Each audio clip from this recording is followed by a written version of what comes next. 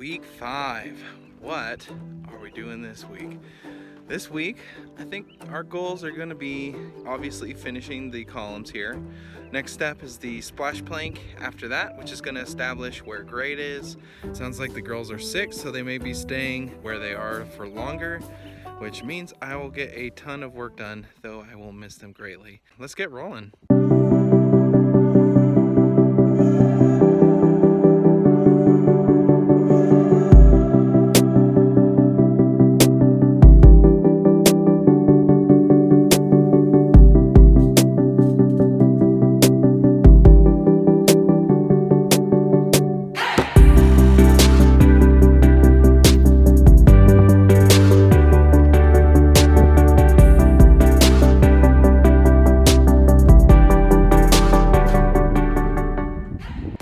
Done with the posts, at least the ones that I have currently. I still have to exchange one, maybe two of them for better posts, but now we get to move on to establishing a reference line to find the grade. To do this, I'm going to be using my handy dandy raid rod, and I'm just going to be going around to all the different posts with a common reference point using my laser assistant here and just marking out where that line is on each post.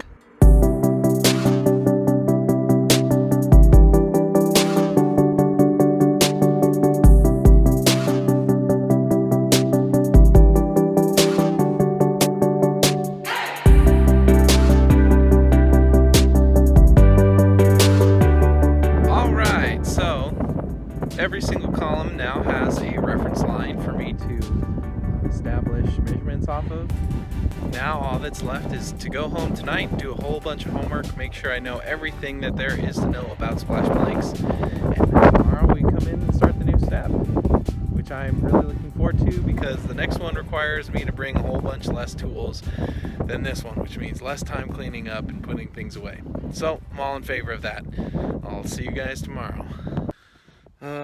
Well, kind of off to a bumpy start this morning. I seem to have lost my cooler, which means I didn't get lunch. I spent a bunch of time looking for that and just kind of threw everything off. I forgot a bunch of tools and things I need at home, and so I'm just gonna do what I can today.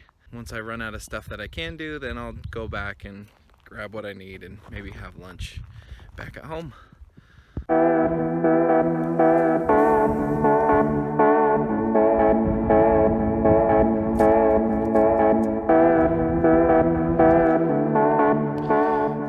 Here's something to talk about real quick. Some kit suppliers will tell you to measure from the bottom of your splash plank, this thing here, up to the top of where your eave height is going to be. But I think that that's actually a mistake, just because sometimes the lumber that you're going to get is pretty inconsistent. So what I think that you should actually do is measure a grade line with a laser, if you have one, a rotary laser or something similar, to get a much more consistent line, and then measure from there, but making sure that you still have consistent distances and stuff like that. For example, this one, 7 inches on one side and 7.5 on the other. So do with that what you want, but pay attention to the inconsistencies. I don't know about you guys, but that's a little bit more imprecise than I prefer. So we're gonna be doing the laser way.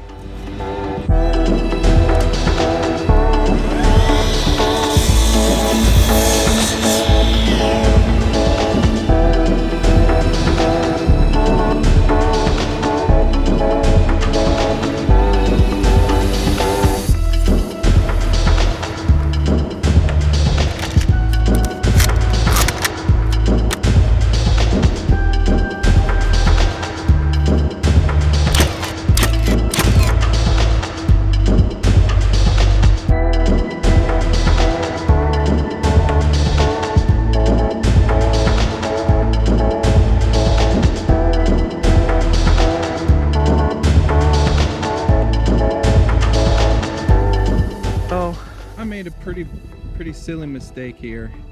As you can see, these boards here, on most of them, are on the outside of the building. Now the problem is that I need to put these on the outside of the building, and so I need to move those on the inside like this guy. Now the problem is that I don't have my hammer to drive the stakes back in, at least not the 4-pound hammer, so I gotta go either see if I can do it with my normal hammer, or we're gonna have to pack everything up and then go back home and grab it. So hopefully this will work out, we'll see. These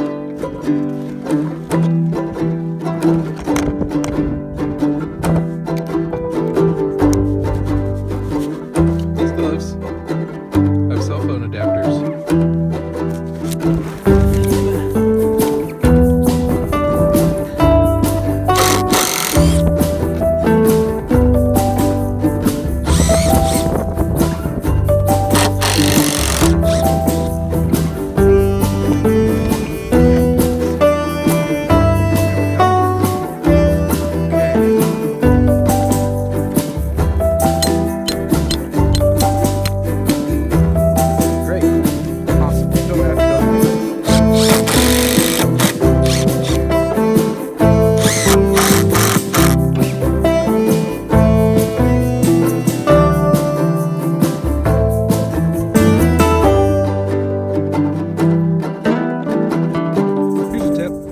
Whenever you are nailing these in, it's really handy to have a wedge close by, something that you can adjust and hold your plank at the perfect height. A lot easier than holding it by hand.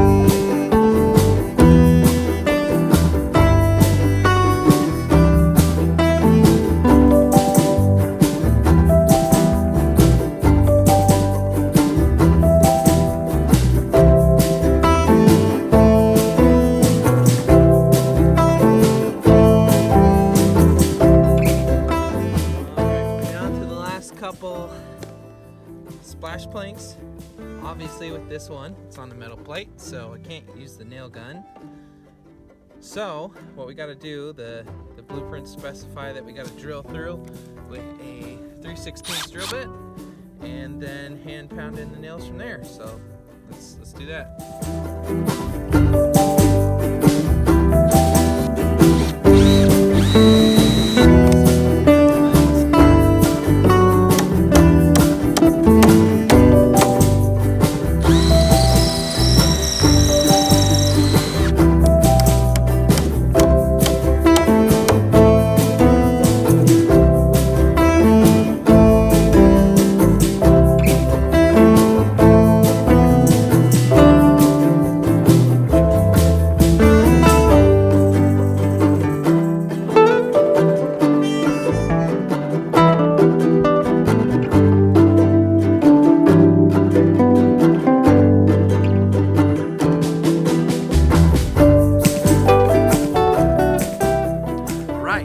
Splash plank taken care of, let's get notching those posts.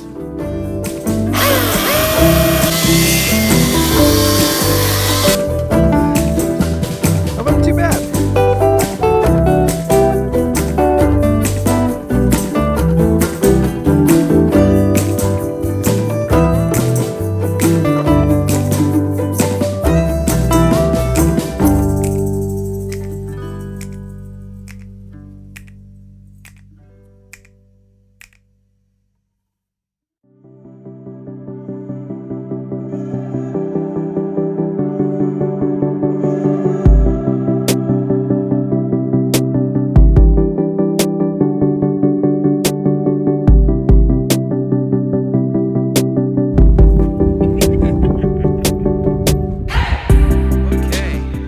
Yesterday we got our first notch done, but man, it was super difficult.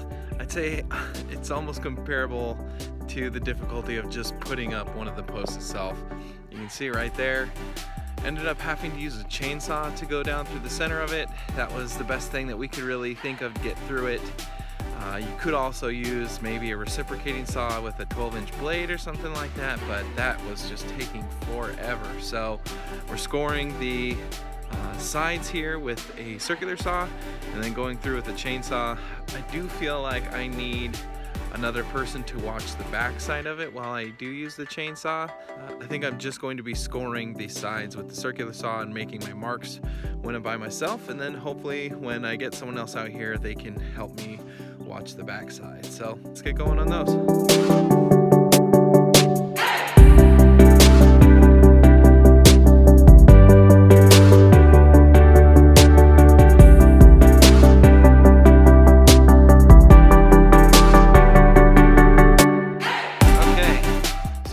get one post here notched, one of the smaller posts, and using the hacksaw, but by far definitely the hardest part of dealing with it is just the sawdust when you're sawing above your head, just coming down in your face.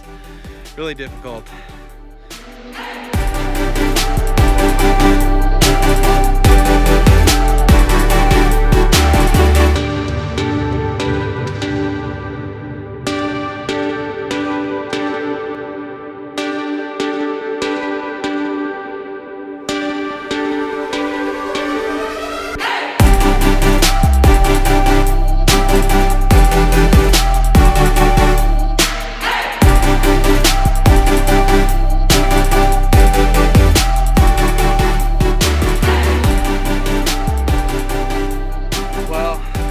Definitely the least safe that I felt since doing this project.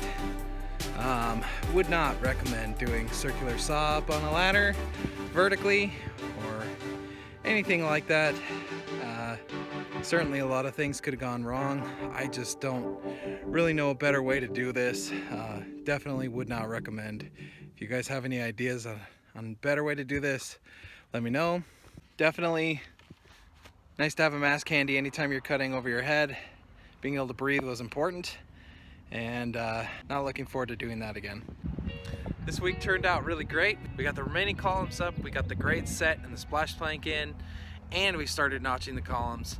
That's a fair amount past our goal, so I'd say this week was definitely a success. If you found the video entertaining or useful, please hit that thumbs up button. That would help us greatly. And if you like this kind of content, please consider hitting that subscribe button and maybe the bell so you don't miss any further videos. I'll see you guys next time.